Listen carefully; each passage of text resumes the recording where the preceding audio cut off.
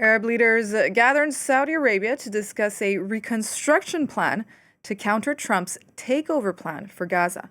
Saudi sources said the talks could discuss or would discuss a version of the Egyptian plan that would see Hamas retreat from the political scene. Decisions issued during this meeting would appear on the agenda of an emergency Arab League summit to be held in Egypt on March 4th. And for more on this story, Neil Quilliam is with us, Senior Research Fellow for Chatham House's Middle East and North Africa program. Neil, in light of the recent news on hostage Shiri Bibas, how fragile do you think the ceasefire deal is right now? I mean, it's extremely fragile. It can fall apart at any point. I mean, it really now depends upon Hamas to deliver or return, the 6 living hostages on Saturday. If there are any delays around that, any frustrations felt around that, that would be really pushing to breaking point. So I think all eyes now really will be focusing on Saturday. And then, of course, there are 4 more dead hostages' bodies will be returned later next week. Those are the next 2 important steps, but Saturday will be absolutely critical. But clearly, it's really at breaking point. And what are the key factors that could cause the ceasefire deal to break down? Do you think the scenario could be avoided? Sorry, could you just repeat that last part? Do you think the scenario of a ceasefire deal to break down, you think this could be avoided?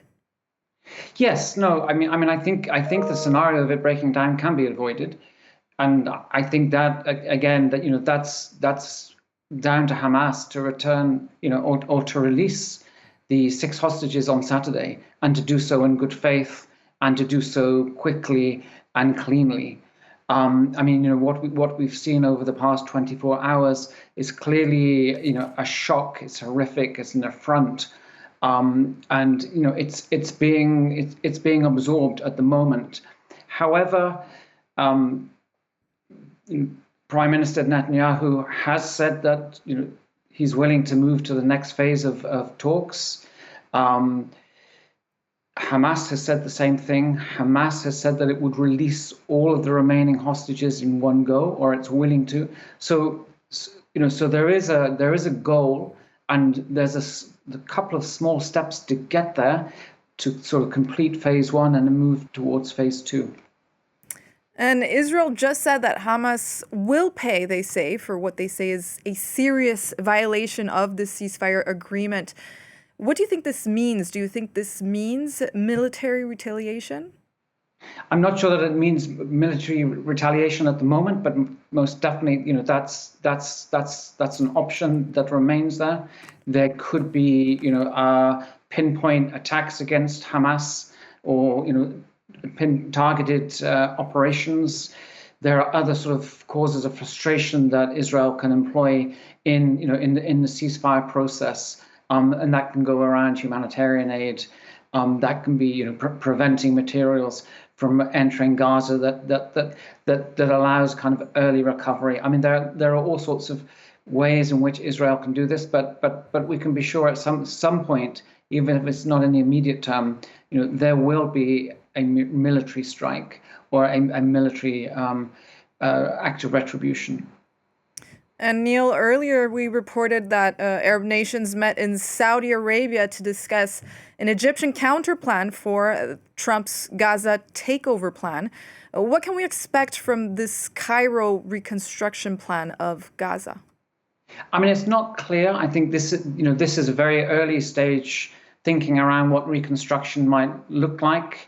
And as you sort of alluded to earlier, this is Saudi Arabia hosting the other 5 GCC states, Jordan and Egypt. And it's a case of trying to work out what reconstruction, but also what the political peace can really look like. And then taking that to the Arab summit in Egypt on March the 4th. I mean, the Arab states really do need to present a concrete plan, or a plan that has very clear steps in the sequencing to the US, to President Trump, to persuade him that his plan, is completely unworkable, but there is an alternative. But that does mean looking in three areas, and that's the thorny and difficult issue of what does political governance in Hamas look like? In Gaza look like? Does that mean the PA coming in? Does that mean the PA undergoing a significant reform? Neither Israel nor the US would accept Hamas being part of any governing structure. Number two, there has to be the issue of security. How can those states work together, create a structure that guarantees Israel's security? And then the third part, of course, is the reconstruction effort. None of those states are going to be willing to put in, finance and begin a reconstruction process unless the political process is in play. Because, Qatar has invested significantly in Gaza in the past, but it's seen its investments knocked down and knocked out. And you just mentioned finance. A big concern about a Gaza recovery plan is obviously funding. Have Arab nations set any type of conditions for this funding that we know of? No, there have been no public pronouncements on conditions. But we can be sure that the conditions would be set around a political arrangement or a political governing structure that they can all agree to, and one that Israel accepts and one that the US is fully behind. That will be the condition before any funding for reconstruction can take place.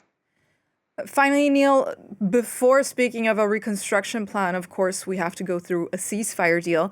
What conditions do you think are necessary or would be necessary for the ceasefire to transition into a more durable peace agreement for both sides? Most certainly, Israel is going to have to withdraw from Gaza fully. Hamas is going to have to retreat from political space, but as part of the Israeli withdrawal, Hamas will have to release all remaining hostages. I understand there are 24 believed to be living and 34 that are thought to be dead. Once there's been an exchange of hostages for a complete withdrawal, then sort of the day after, if you like, will really have to come into being. But that looks like that will mean that Hamas cannot be part of any governing political structure. That was Neil Quilliam for us. Thank you so much.